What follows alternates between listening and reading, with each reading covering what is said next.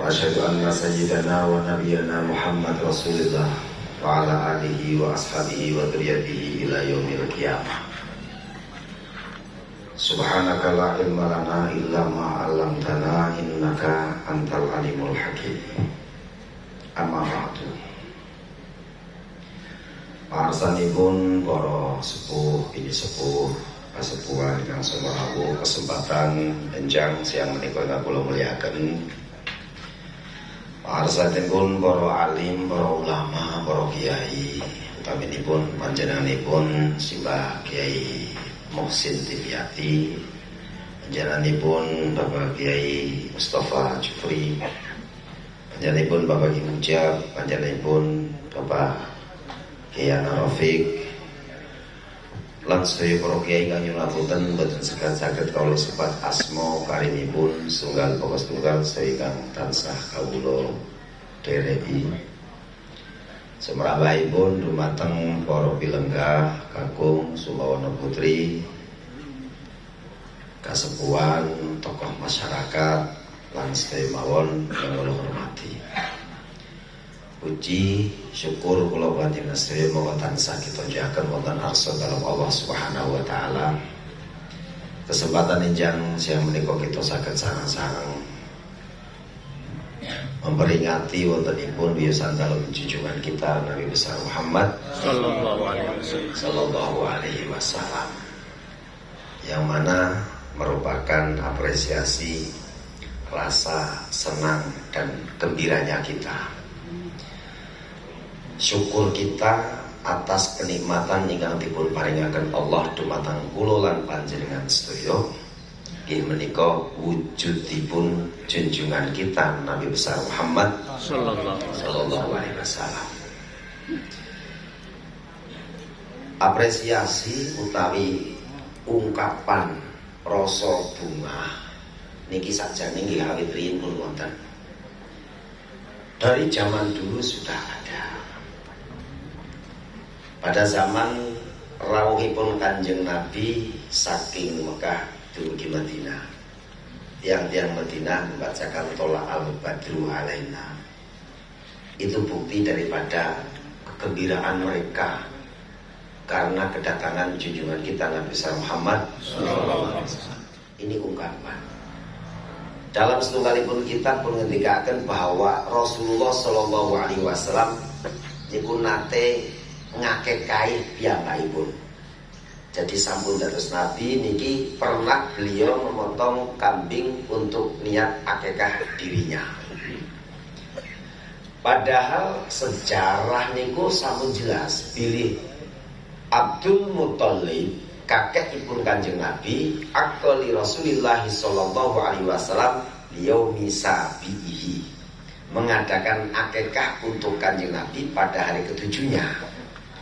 Dan syariat jelas bahwa tidak ada akikah terulang. Akikah ya sepisan, boten kaya dene korban.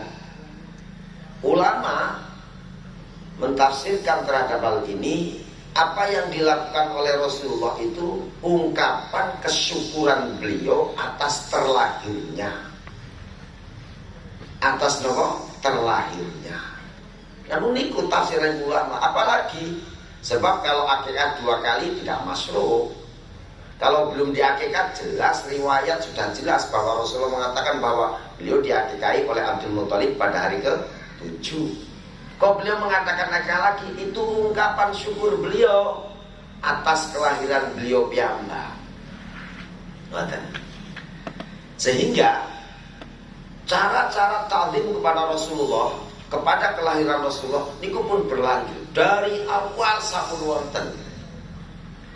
Sayyidina Abdullah bin Abbas, Sayyidina Abdullah bin Umar niki selami wonten Madinah tidak pernah beliau itu kencing di kota Madinah.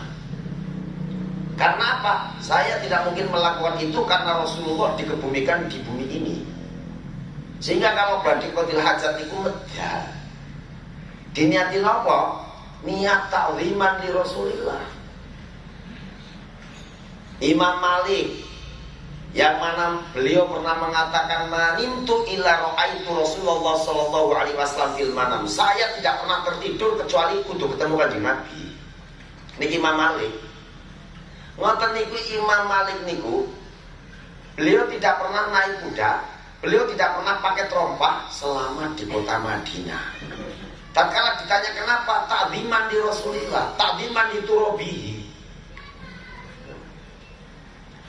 Niki ungkapan-ungkapan ngegungaken dumateng junjungan kita Nabi besar Muhammad sallallahu alaihi wasallam. Mereka sangat memahami ayat itu minu billahi wa rasulihi wa tu'azziruhu wa tuwaqqiruhu. Nanti ada wa tusabbihuhu bukratan wa asila.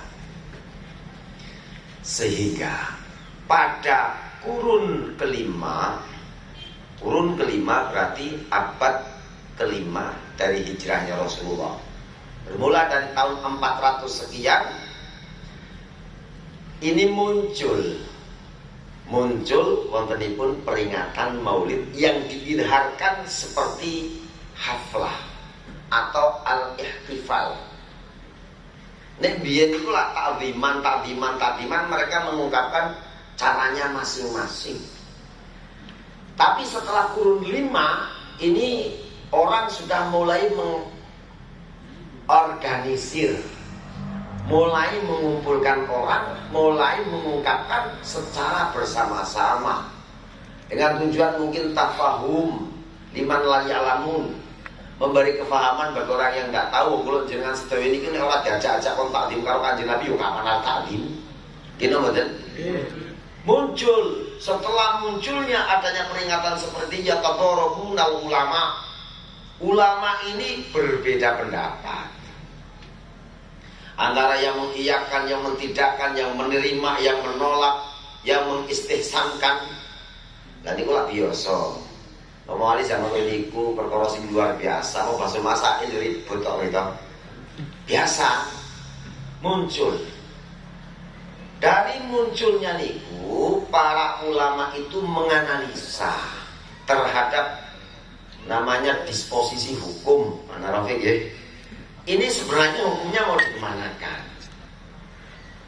Niki nun saya ngajine rada ono anune titik nggih. Kalau pikir niki mbok ora bahayai iki yo gitu.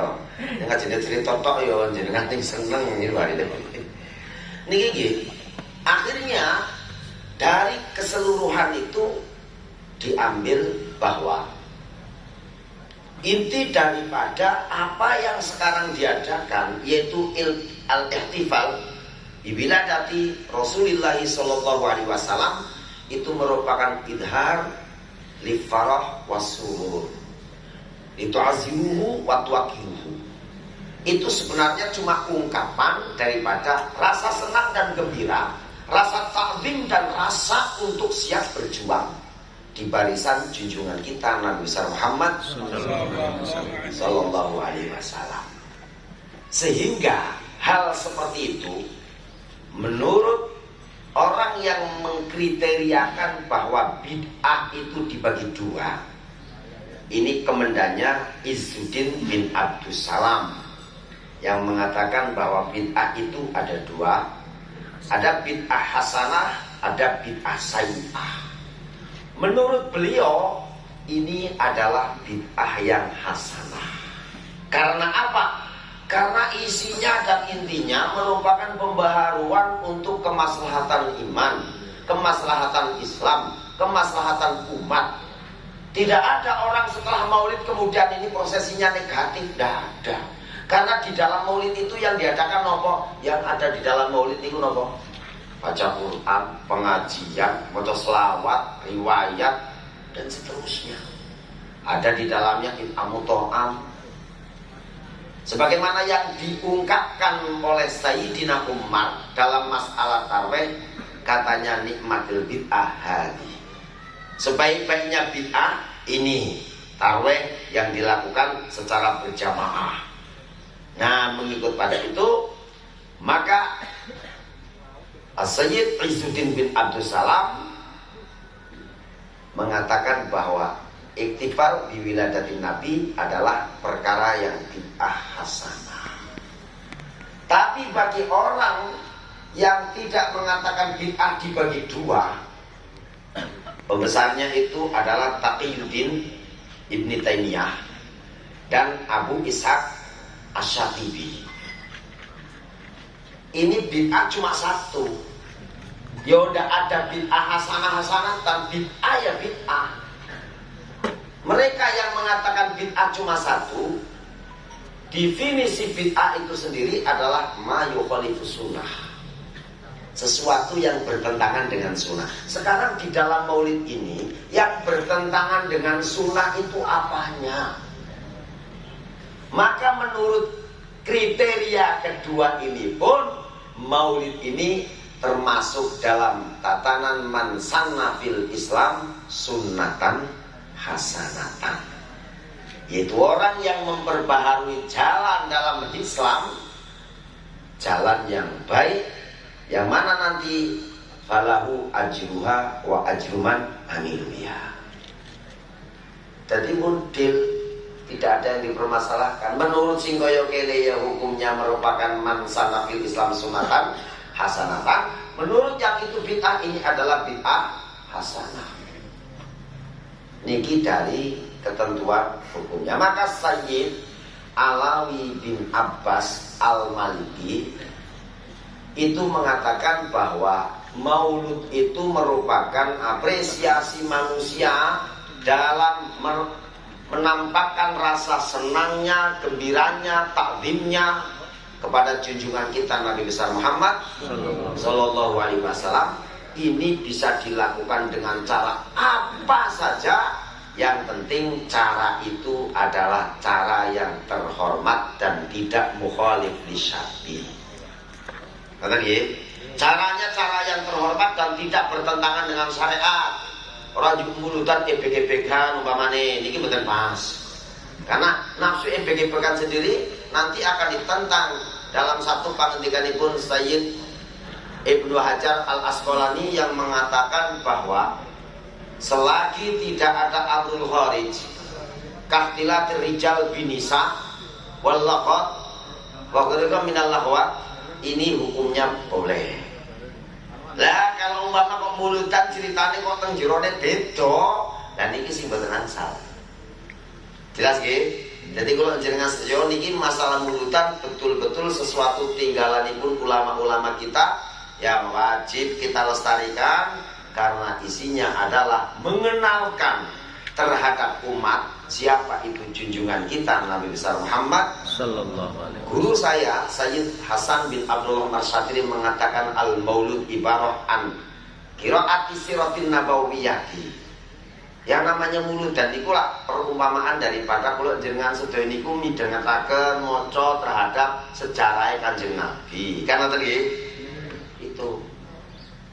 Lah seumpama kula jenengan sedaya niki lah mulud dan niku mboten paham, maka muncullah di situ diadakan mauidhah hasanah untuk mengenalkan apa sebenarnya ajaran junjungan kita Nabi Muhammad Sallallahu Alaihi Wasallam, apa yang dikutuahkan oleh Nabi, supaya umat ini akan mengenal, akan mengetahui, dan kemudian menteladani.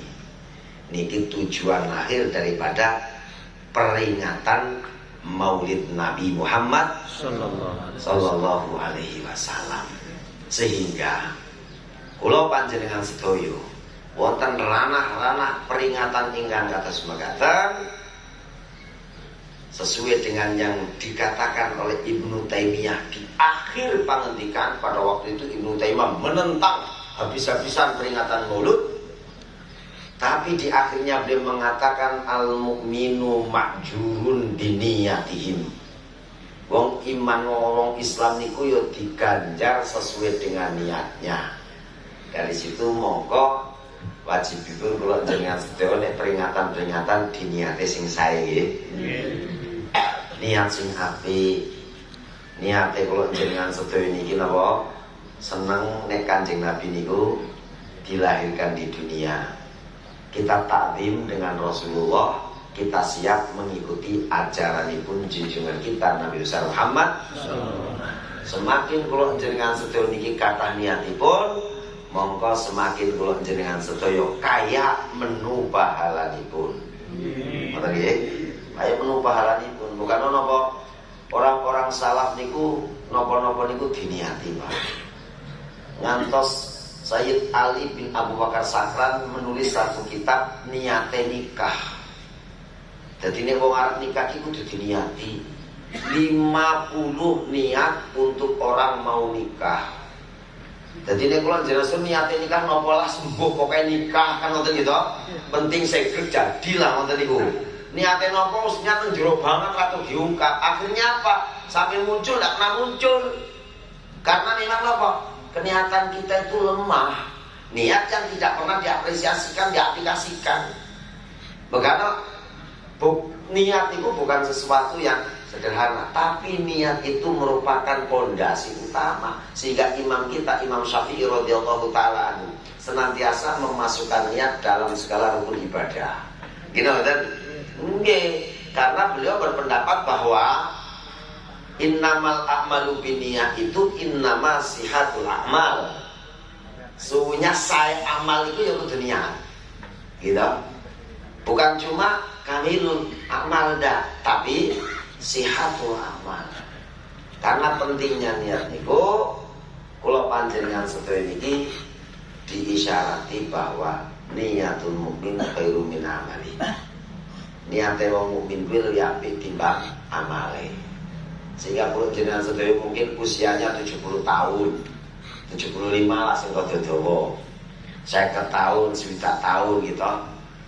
Tapi kok pahalanya surga yang luar biasa. Iya.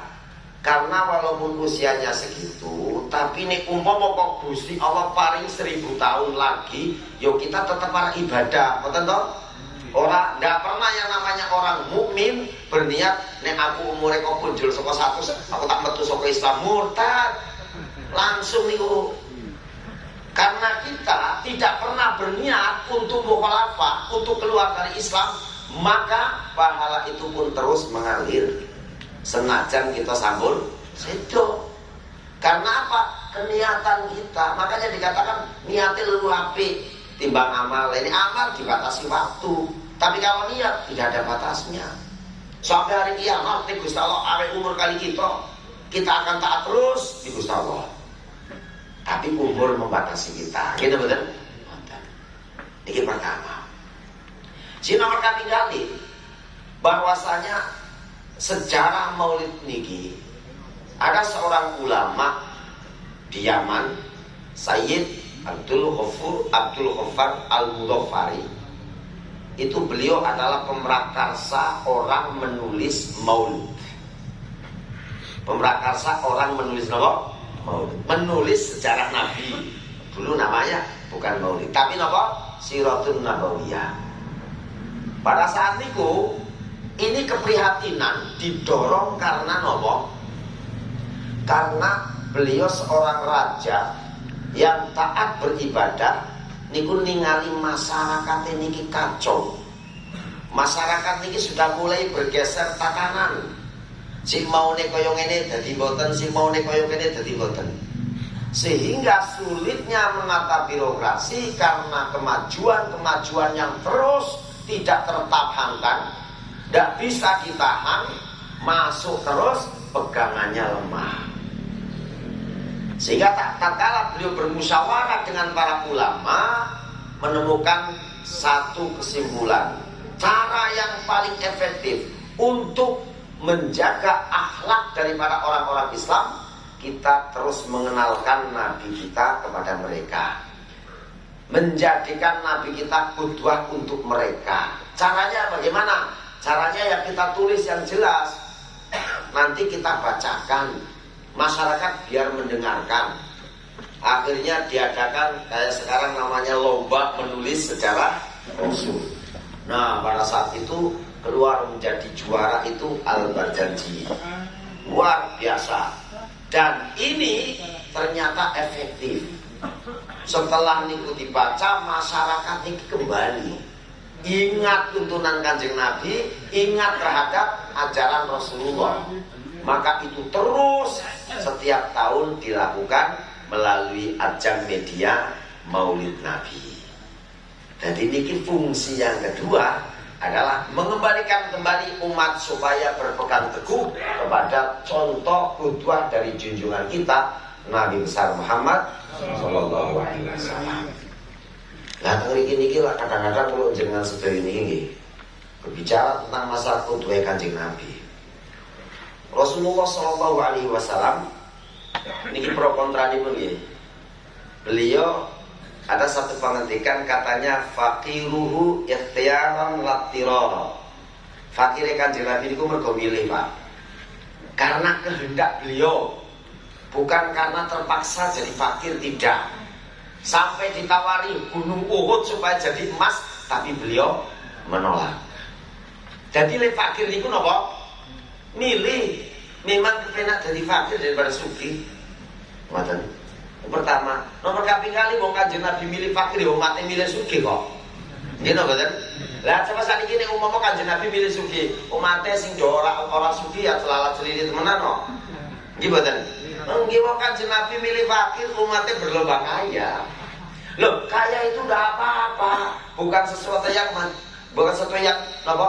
Madmum, bukan. Kaya monggo. Islam tidak melarang orang kaya. Yang dilarang itu hubud dunyanya. Ngerti nggih? Kemandilkan diri tengah hati. Jadi orang Arab mengatakan ij'al dunyaka fi yadika wa la taj'al fi qalbika. Jadikan harta kamu di tangan kamu. Jangan kamu jadikan dalam hatimu. Sebab sesuatu yang di tangan tatkala lepas, tangannya mboten luka, Pak. Tapi sesuatu yang berada di dalam hati, duduk di dalam hati, kok lepas, wah berdarah-darah nih. Ini betul. Jangan mendudukkan. Apa yo nek sing sing sugih mesti seneng bondo yo rata-rata. Tapi yo sing ora pisan. Apa yo sing miskin mesti ora seneng bondo? Oh, ndak.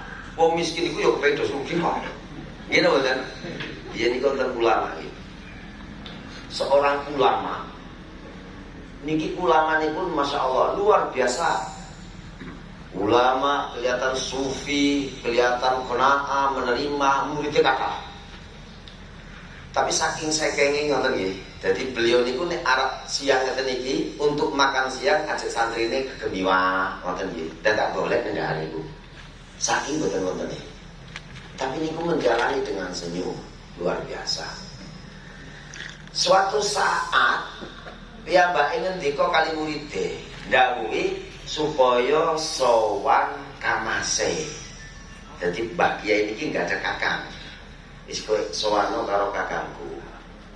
Njaluk nasihat aku. Matur karo kakangku, aku njaluk nasihat. Nggih, siap. Santri niki pangkat. Mangkat sampai di tempatnya kakangnya Pak Kiai kaget. Sebab apa? Yang ditemukan itu bukan pesantren, tapi yang ditemukan itu rumah megah mewah luar biasa. Dan itu orang terkaya. Loh, kur tanda tanya. Loh yo iyo, koyo Mbah Kiai kurang opo kok malah njaluk nasihat. Mawi sing dijaluki nasihat iki wong sugih kaya kene. Ngene niku. Akhirnya masuk. Ditemui ngobrol. Kali kamase akhir kata santri niki matur, ngapunten Bapak, niki kula didhawuhi Pak Kiai supados pesenipun Pak Kiai nyuwun nasihat kali panjenengan. Kiaimu jaluk nasihat kalaku. Nggih. Ya. Kandhanono karo kiaimu. Aja kumantil-kantil karo donya. Kaget. Kok iso?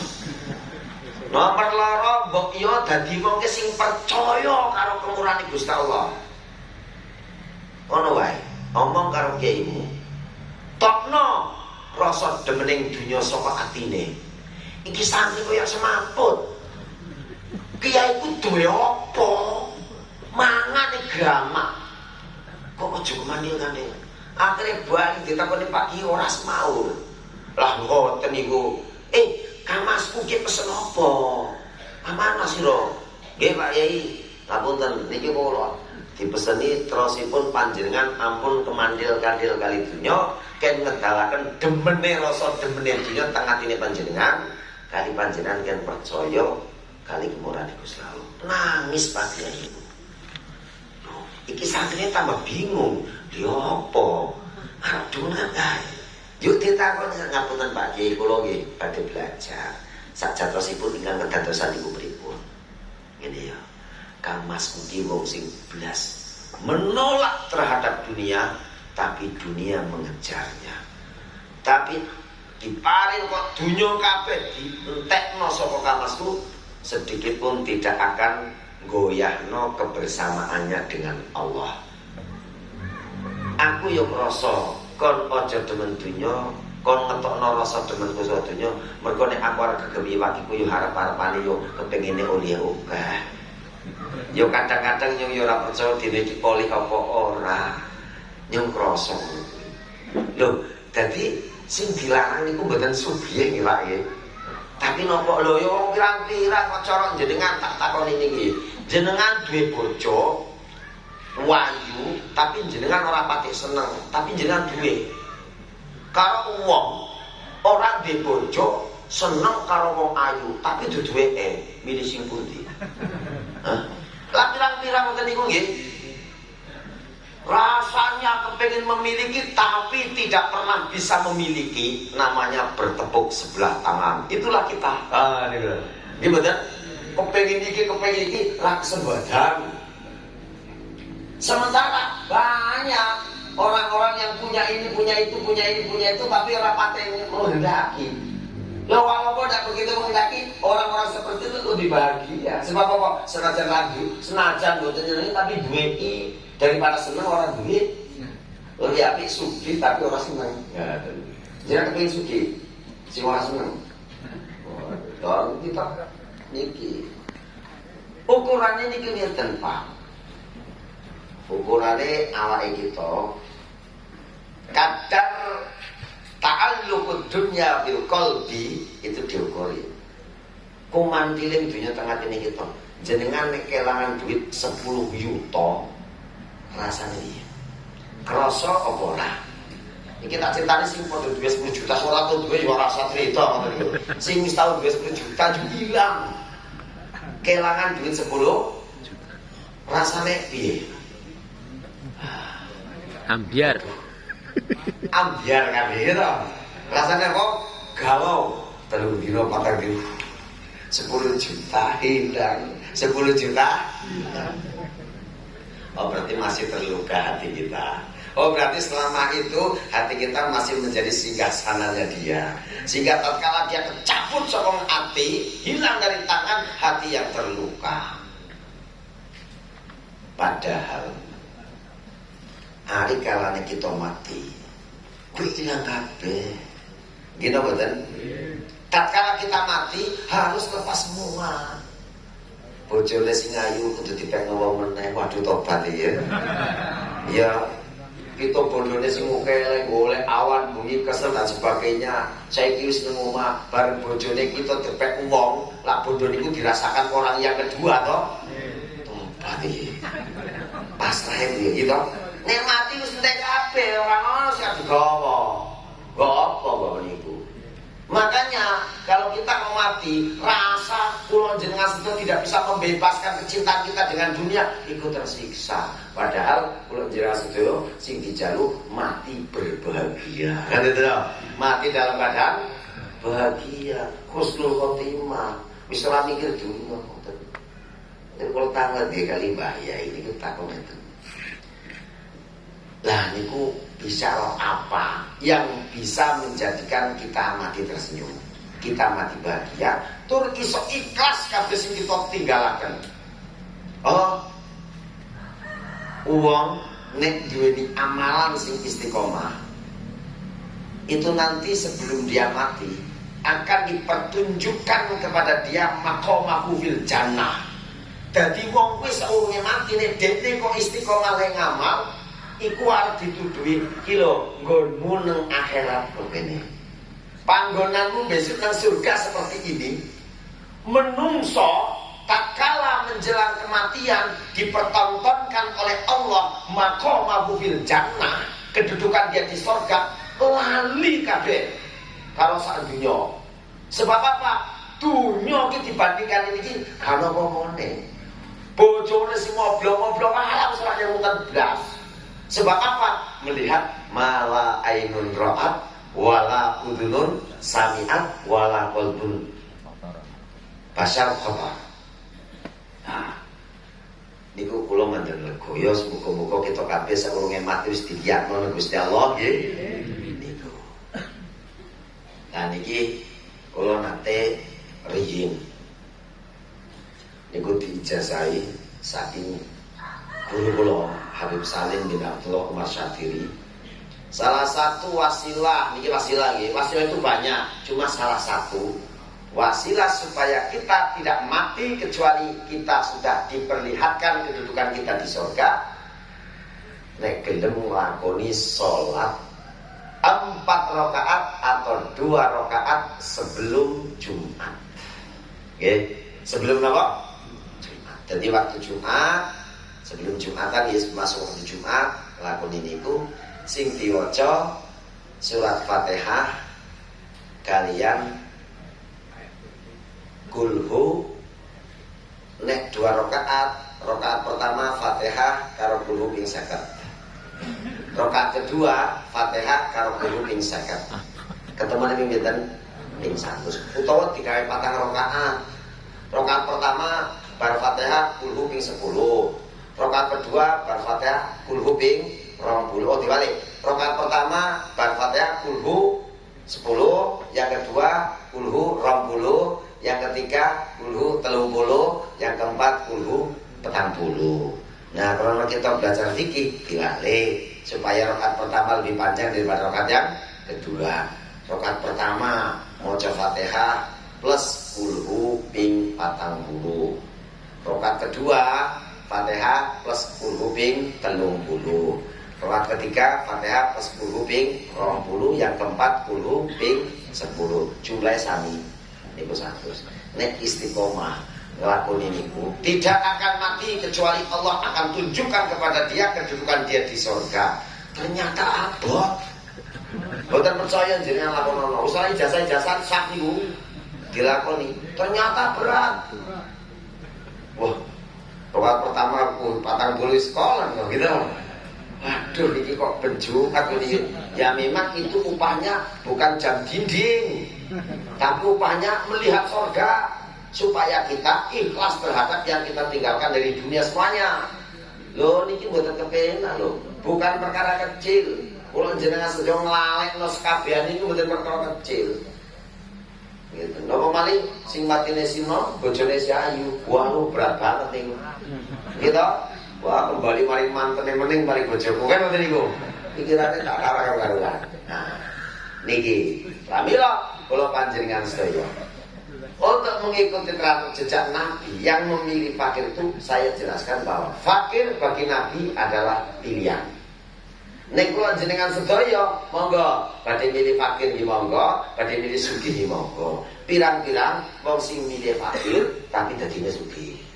Pirang-pirang lho kula mireng saking Habibasan Satam, Habibasan Bulus lho. Niku Sayyid Akil rumiyin badhe kondur saking pondok niku wis dibeak miskin. Beak miskin lho niku teng gurune. Tapi tekan gone boten miskin lho. Boten. Sing ora beak miskin malah miskin terus. Lebih apik di beak miskin tapi sugih daripada di beak sugih tapi miskin. Yo. Jadi kalau jenengan sedaya ini fakir itu milih bagi Rasulullah, pilihan, bukan keterpaksaan. Maknane nopo? Kalau jenengan sedaya mengajak untuk itu. Karena nopo? Kalau panjenengan sedaya ini mun saged kaya ngoten niku berarti apa yang kita miliki cuma tinggal disyukuri. Sami kalian kematian. Matine kula panjenengan sedaya niku pun pestine Gusti Allah.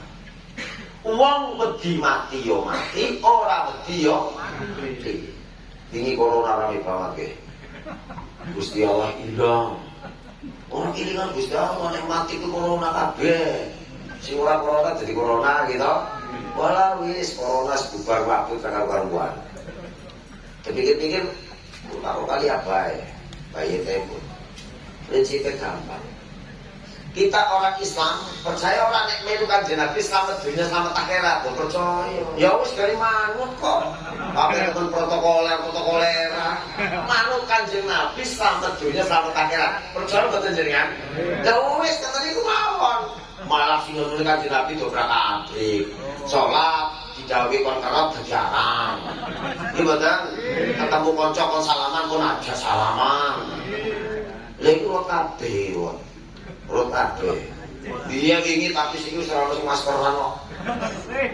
Kok iso ngoten iki? Ya iso digawe. Nek ora digawe ya kok kene iki piye? Wong digawe kok kene iki. Makane napa? Oh, derek Kanjeng Nabi selamat dunya selamat. Si percaya niku angel lho niku. Kayane percaya tekan gone. Kita yakin semua kita bakal mati kabeh iki ngerti. Tapi ki yakin arep mati sebab apa? Ora ono wong sing urip terus tekan siki ada. Gitu. Senajan kita percaya kabeh mati dan mati itu takdir. Tapi rasa itu tidak sesuai dengan apa yang kita yakini. Bukan apa? Pengetahuan itu lek golek-golek pengetahuan kok karo tatapan mata. Hasilnya ya oleh wujud tok.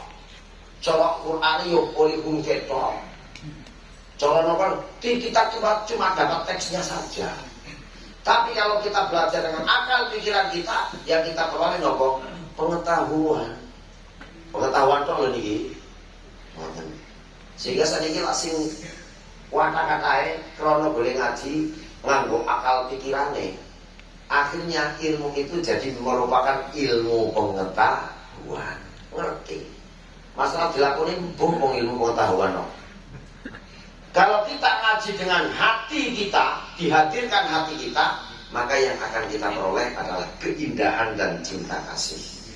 Ngaji sholat, kita akan merasakan kalau sholat itu indah. Kita akan mencintai terhadap namanya sholat. Dilakoni, bukan tersisa pada ilmu pengetahuan. Sebab tatkala kita belajar, yang belajar bukan cuma akal pikiran saja, bukan cuma mata saja, tapi hati kita ikut serta. Ilmu ini jadi terlaksana. Kecintaan kita kali ibadah itu tersampaikan. Dan satu lagi, kalau kita kok belajar menuntut ilmu, kita bawa serta di dalamnya jiwa, maka kita akan mengetahui bahwa segalanya itu adalah kodok dan kodanya Allah. Lah nek wong kok ngajine yo jiwane, ragane, atine, pikirane, inilah kesempurnaan hakikat orang belajar. Angel niku ngaji niku. Ngajine wis kon gelem ngaji wis angel. Barang ngaji angel niku teyeng yo angel, wis teyeng iso nglakoni yo angel. Tekan ngene nglakoni yo wis iso, tapi tulus dan tidaknya itu sulit lagi. Lah jeneng angel kok. Bukan apa, kula jenengan sedaya tidak melalui proses itu. Alhamdulillah niki sampun kalaksanan duka teng level yang keberapa. Alhamdulillah. Lah iya. Sebabnya enake wong Jawa niku ngoten. Kita tidak tahu proses teko-teko dadi. Apa jenengan tahu kemutan prosesnya jenengan saya kaya niki. Alas kok dilakoni tekan gone tekan saiki nggih mboten. Ora cukup pikiran kaya wong niku pangelan mboten. Sebab apa? Nek kula njesuk kakek kepikiran kaya ngono lah stres ora kedadian. Alhamdulillah kita ngaji. Maca Quran itu ternyata angel loh. Tapi alhamdulillah kita sisa. Gelem iltizam nglakoni salat 5 waktu itu bukan mudah. Tapi alhamdulillah kita sudah bisa. Ini anugerah. Pramila napa? Ulama kita dulu cara mendidik itu betul-betul mengikuti caranya Kanjeng Nabi. Lho metodene Kanjeng Nabi niku napa? Urung salat bisa yo melu salat. Lho kula salate solu kamar waituni soli. Dadi ora belajar ilmu salat dhisik kanthi tengah bener. Bareng kowe wis pinter ora dilakoni. Nek Kanjeng Nabi ndak wis nglakoni apa yang turun pada waktu itu wahyu langsung dijalankan. Ilmunya menyusul. Sebab apa? Niki ilmu suluk, niki ilmu agama. Bukan ilmu pengetahuan lain. Ora koyo dandan motor, dandan mobil, wis teko demek wae, iso bongkar iso masang iso. Nggih mboten ilmu agama ndak. Panjenengan ngaji Quran wis teko bismillah. Panjenengan besok sholat, puasa. Wong Jawa niku sederhana. Arab mengatakan wis iki sholat sih dong itu sangat alam seluruh guru gedang sih, gitu. Itu metode kita orang dulu. Ternyata sukses. Sehingga mbak kita dulu ngelakoni warna-warna orang nanti dalilnya babar, blas, tapi tekan mati ngelakoni. Jangan siki dalilnya ngerti kabeh, fadilahnya ngerti kabeh. Belajar fadhilul amal nganti tamat bola-bali. Tapi di sing dilakoni bom. You know betul? Iya, ibaratnya kalau bangunan kecentok nenggok kesenggol bodol wis ta. Kesenggol corona remuk ambyar. Lah niki nek wong biyen bukan cuma corona, kolera, penjajah segala macam. Apakah menghengkangkan mereka dari berhenti melakukan ibadah? Enggak. You know betul? Iya. Niku kebanggaan kita. Ternyata kita turunan yang hebat-hebat, senajan kita belum menjadi kesana. Tapi paling tidak kan kita bangga. Nek mbah-mbah kita biar ternyata luar biasa.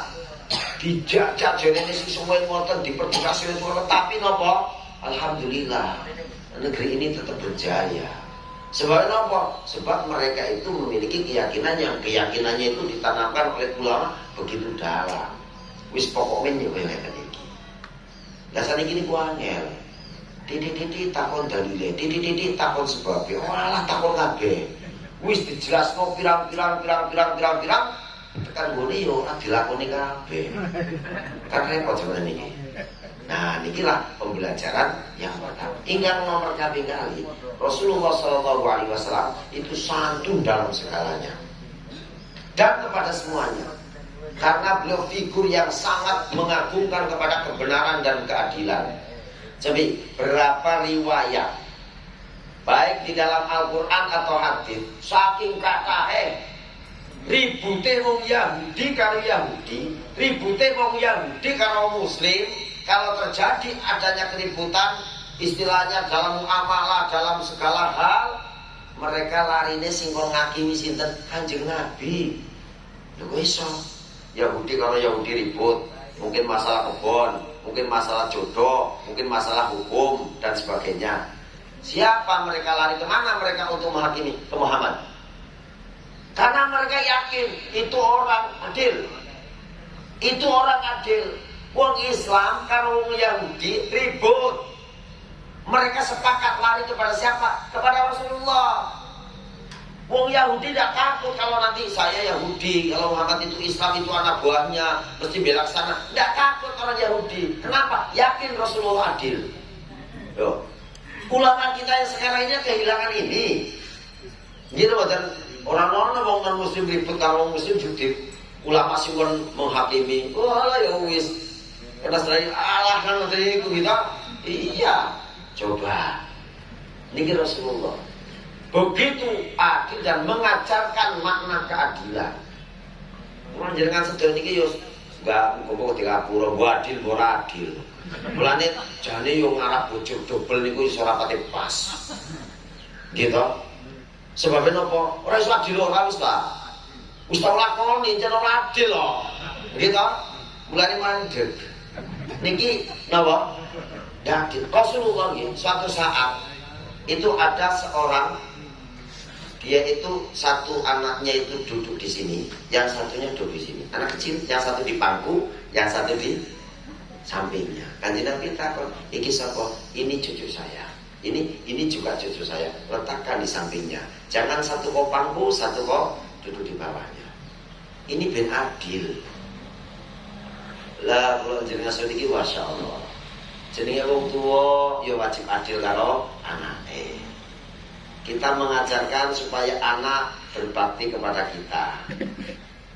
Tapi kalau kita menservisnya tidak adil, ojo ngimpi anaknya bekti karo kita. Tekan boleh buang-buangan kita wis tuwa. Kae biyen sing kae kena kae. Biyen lagi karo kae gitu. Padahal wong tuwa itu. Kenapa? Karena sensitivitas anak itu luar biasa. Nek nganti siji dingetenaken siji dingetenaken mesti krasa. Beda nek wong liya. Nek anak sensitifnya pol. Wong kadang-kadang siji dong senyum, siji gonggar itu marah satunya. Ini anak. Makanya apa? Rasulullah itu senantiasa mewasiatkan kepada kita supaya adil. Karena ketidakadilan akan melahirkan kedurhakaan. Ketidakadilan akan melahirkan kezaliman. Ini ajaran Nabi. Adil dalam segala hal. Lah kalau jenengan sedaya niki bersikap adil ya sak mampune gitu, semampu kita. Maka wong Jawa niku punya falsafah yang namanya jangan sekali-kali kita tumban sidemban siladan.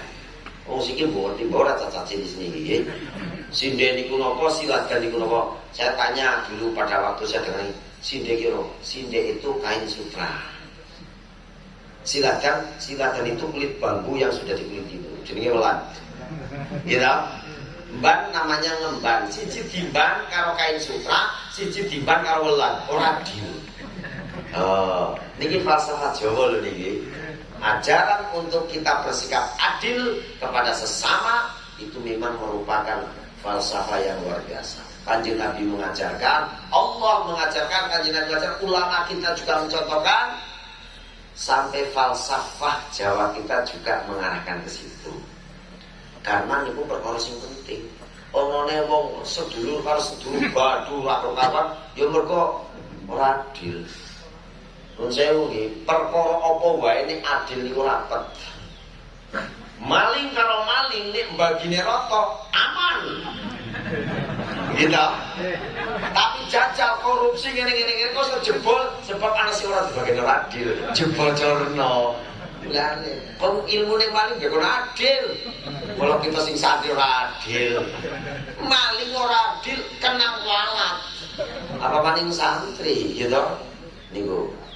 Kanjeng Nabi luar biasa.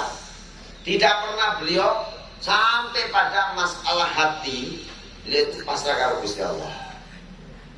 Oh ternyata masalah hati itu miliknya Allah. Niku masalah kesal. Tapi jangan ditampakkan. Sebab nopo? Boleh terjadi ketidakadilan. Yang terjadi tidak adil itu di dalam sesuatu yang anugerah murni dari Allah, tapi jangan ditampakkan lewat komunikasi kita. Kalau jenazah ini kalau gak ada anak pirang-pirang gitu. Sajane nang akike nilainya ya beda-beda bocah kiye. Tapi orang nilai itu untuk dasar kita memperlakukan mereka jangan. Aku mari bocah iki cocok banget. Mari iki ono ora cocok iki. Iki ora pati cocok. Iki ora cocok banget, gitu. Sekalipun seperti itu, jangan menampakkan rasa yang ada di dalam hati untuk menghakimi dalam bahasa zahir. Sebab itu hal yang sangat menyakitkan buat mereka. Nek nganti mereka terlukai, jangan tanya mereka itu supaya birrul walidain. Wangel niku. Sebabnya napa? Niki Masya Allah. Boten kaya semuanya. Guru kepada murid-muridnya kok lagi angel. Guru karo murid kok adil niku angel. Wong kula niku nate nek pengajian sing cek kae, sing cek kae. Kulo diringno nek pengajian sing dicek aja kuwi petok. Perasaan karo kancane. Oh iya. Memang ini adil ya. Susah orang berbuat adil. Nah, mulane ajaran pun junjungan kita Nabi Muhammad SAW membuat pun teladan. Dan yang terakhir bahwasanya apa yang menjadi bekal pulau panjenengan sedaya daripada bekal kita di dunia, di akhirat niku niku tentunya kesempatan untuk mendapatkan semuanya niku sekarang. Artinya apa? Rasulullah itu tidak berkenan untuk menunda-nunda sesuatu yang sudah timingnya jatuh. Betul nggih? Karena apa? menunda sesuatu itu pada dasarnya akan satu menunjukkan kekurangan seseorang. Jadi gue boleh loyal itu semurah lah. Kalau jangan sedih gue naik umpama ya. Begitu adzan Allahu Akbar cara ilmu fikih. Kalau jangan sedih kok ono adzan lewat tekan gone. Kita mati urung sholat, kita utang sholat, kita dosa. Harusnya nopo? Harusnya begitu. Kita masuk waktu langsung ada azam untuk menjalankan. Azam itu penting. Boleh kalau sih tekan ribut, tapi azam untuk menjalankan sudah muncul. Haji gitu itu. Kalau jangan sedaya bismillah. Haji itu kan ada dua. Haji yang pertama itu niat, tekad. Yang kedua lakoni. Nih kira-kira orang bisa lakoni ya tekad deh. Ojo lah ini usah ini dia haji. Loh, jangan begitu. Makanya saya pernah membaca satu tafsir ini. Itu tafsirnya. Gone napa ayatnya haji katanya mengatakan walillahi hijjul baiti man istata'a ilaihi sabila. Syiatnya ini walillahi hijjul baiti dulu. Artinya kewajiban manusia kepada Allah adalah haji ke baitnya. Lah nanti baru man istata'a ilaihi sabila bagi orang yang mampu. Kenapa tidak dibalik? Bagi yang orang yang mampu maka dia wajib haji. Lah mungkin kalau sianya dibalik, ya sing penting nggak mampu baru mikir kaji. Ini orang mampu bisa mikir kaji. Oh enggak, mikir kaji dhisik selanjutnya urung mampu. Sebab kemampuan itu dasar untuk menjalankan, bukan untuk meniatkan. Bukan kalau jelas dong, pun saniki apapun yang sudah saatnya pun jelas dong. Nek dereng lampai, paling tidak kita sudah meniatkan. Niate wong mukmin iku nek niat api jarene nek kelakon ganjarane double. Nek ora kelakon wis diganjar siji. Yen mboten diniati sampeyan iki. Was pokoknya bismillah, aku lihat gini. Saya azam mau begini. Niatnya sing apik-apik kabeh. Mengko tekan gone kok kemampuan kesempatan sudah muncul baru realisasi. Jadi jangan menunggu adanya seperti itu baru kita meniatkan abot. Wong sedekah kok ngenteni sugih orang lakon. Gitu betul? Kalau gak ada kanca balik ke Yaman, takoni Yuska kayu mulai jurang. Aku tak boleh duit sip. Monggo anger sugih aku mulai. Bu, sugih orang kecandak dawe bubar. Gitu betul? Nggak boleh begitu. Padha karo sing bujang-bujang jomblo-jomblo niki.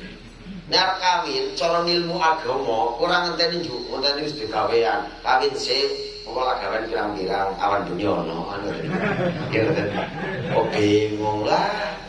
Wis pokoknya mau kawin, yo niku wae. Insyaallah Allah mengayakan kalian kan gitu ya. Orang yang nunggu. Itulah bahwasanya Rasulullah SAW senantiasa mengajarkan timing jatuh cepat. Nah boleh kalau jenengan sering menunda. Sholat isya itu biasanya orang santri, orang umum agar isya ditunda.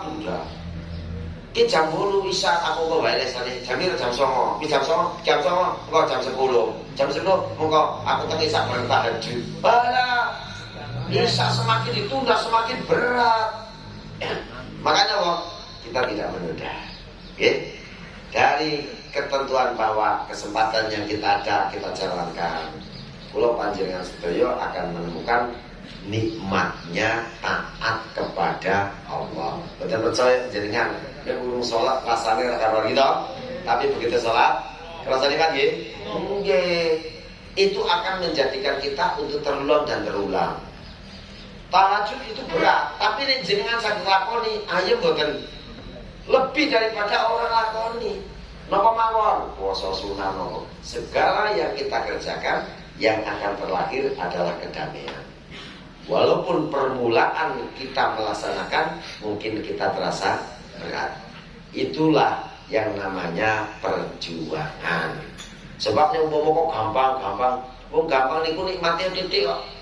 Nek wong berat nikmate luar biasa. Poso-poso kok ngene hebat. susah-susah setelune bahagia. Niki hebat. Karena apa? Karena ada proses perjuangan. Nah, yang dikehendaki bahwa kula jenengan sedaya menikmati proses ini, jangan menunggu waktu. Sebab apa? Yang namanya kematian sudah pada saatnya, pasti datang. Jadi aja ngenteni, kula kadung ngenteni kematian sudah terlanjur jemput. Oh, nek wingi nglakoni lah ora kaya kene. Oh, ndak ada. Gitu, nggak bisa. Pokoknya kula jenengan sedaya kesempatan yang diberikan oleh Allah, maka kita menjalankan. Insya Allah dengan proses seperti itu, kula panjenengan sedaya akan menemukan kebahagiaan. Amin. Allahumma pun semanten mawon. Nih kesane sama kita persiapan itu dan seterusnya. Mugi-mugi kang sekedhik menika saged ana manfaat. Sedaya kekirangan kelopatan saya sekian mboten pun pamit. Akhir kalam, assalamualaikum warahmatullahi wabarakatuh.